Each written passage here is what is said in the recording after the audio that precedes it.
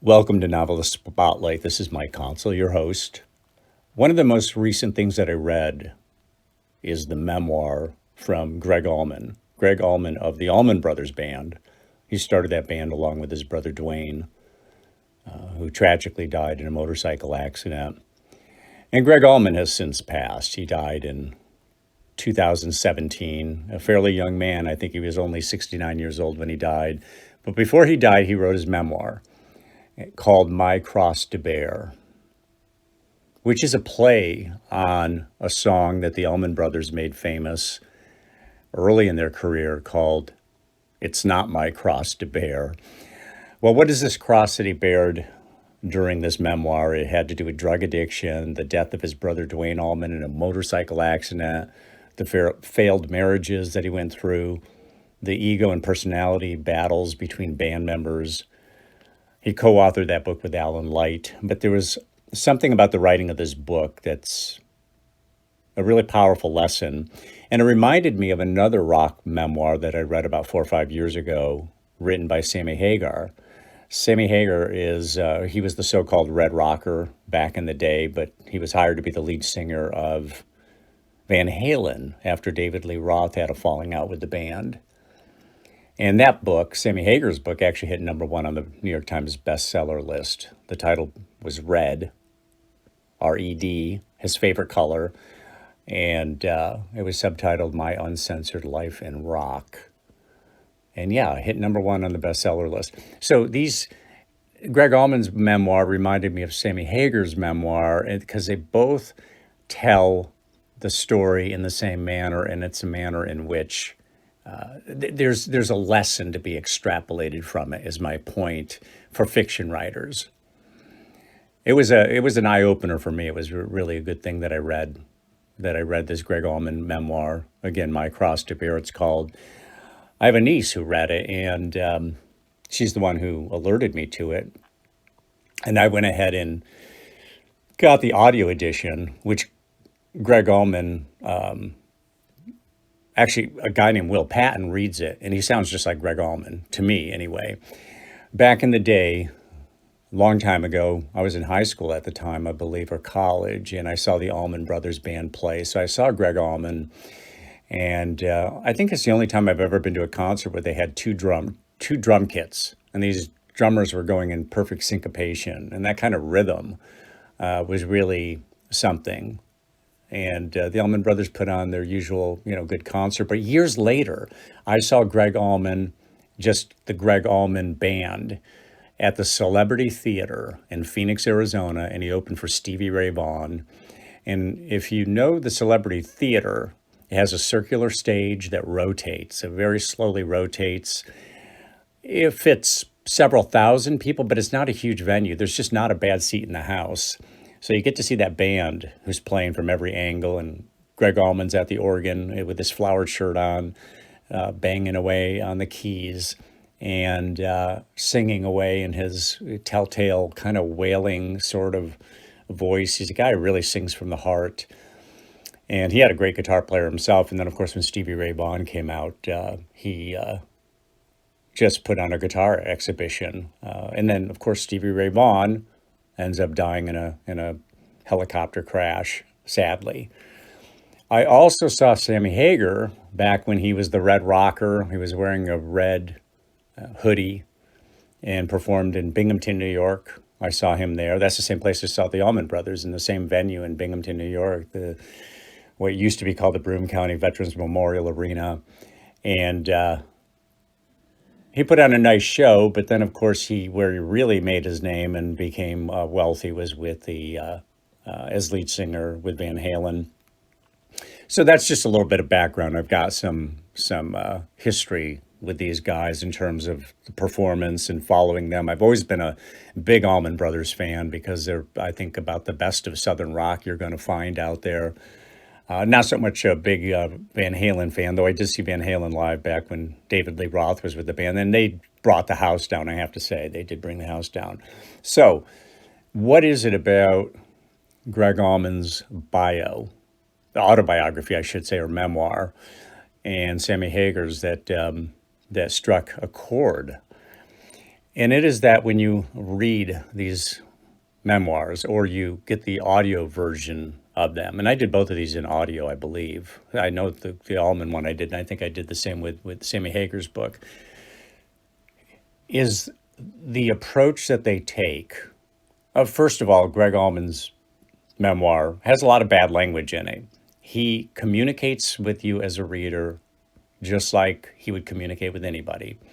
That's part of what makes it authentic. Sammy Hagar, it's not bad language, but he talks about the life of a rock star, the sex, the groupies, and all that.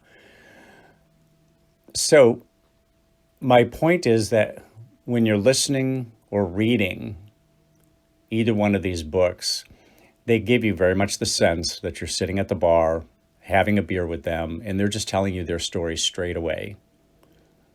In very plain terms, there's nothing real sophisticated about the writing, but it's great storytelling. And that's a real lesson for fiction writing. Oftentimes we get into the mindset of somebody who needs to be real wordsmiths with the language. And sometimes the best way to tell a story, if we've got a good story, sometimes the best thing to do is just tell it straight away, just like you would tell it to somebody who's sitting across from you. And if we enter that mindset when we're writing our fiction, when we're working on a novel, it can go a long ways. And stop and consider what's really popular today. The people in the publishing business will tell you what's really popular today is so-called autofiction or autobiographical fiction, where the author is telling you a story that is pretty clearly autobiographical, or at least they make it sound autobiographical. Readers today like a strong authorial voice taking them from the beginning of the book to the end of the book. And that's exactly what happens with memoirs and autobiographies, and to a lesser extent with biographies, which is why they're so popular. I think we all run into people who say they really like reading autobiographies or memoirs or biographies because they like the storytelling. They like to hear about how a person's life unfolds, the relationships that come along. And when they're told well, it's just a beautiful thing. And what I'm telling you is that this Gregg Allman memoir, My Cross to Bear, and Sammy Hagar's memoir, Red, My Uncensored Life in Rock, is the both of them can be read in a way that's quite inspirational. There's nothing, they're not great writers, there's nothing sophisticated about it, but they're great storytellers, and that's what carries the book. And that's sometimes, I think, the mistake that we make as fiction writers. We like to think of ourselves as great writers, and then we want to put on an exhibition, a writing exhibition. Most people, now, as writers, fellow writers, love to see writing exhibitions because it can be inspirational. We get ideas from that. But your average everyday reader is looking for what? They're looking for a story. They're looking for an interesting story. They're looking for a story that speaks to them, something that makes them feel connected in some way because of the life that's being unfurled in front of them in, say, this autobiography. Something that they can relate to, or something that dazzles them, but not from a language level, because an awful lot of people are not looking for, again, flamboyant writing or exhibitionist writing. What they want is a really strong story, a strong storyline, and a really interesting life. And that can be done in fiction. Again, that's why autofiction is so popular. One of the books I recently read that I really enjoyed a lot and is a top seller is called Homeland Elegies. And you can see it in the notes, the author's name in the notes. He's a Muslim American. It's clearly autobiographical. Probably not all of it, but what freedom that gives a person to be able to write about their life and then fictionalize some of it. But it's a very It's a very well told story. He reads it himself. Again, this one I did in audio. The reason I do so much audio is because all day long as a magazine editor, I'm reading and writing and burning my eyes. And it's a great thing to be able to switch to auditory later in the day. It allows me to consume more literature, more books in general, because I can do it while I'm commuting. I can do it while I'm taking a walk, while I'm exercising, or just while I'm lying in bed. So clearly, I'm recommending that you at least take a sample of these books. I think My Cross to Bear is a better book than Sammy Hagar's book, but Sammy Hagar's book hit number one. And I read Sammy Hagar's book years ago, where fresh in my mind is Gregg Allman's book.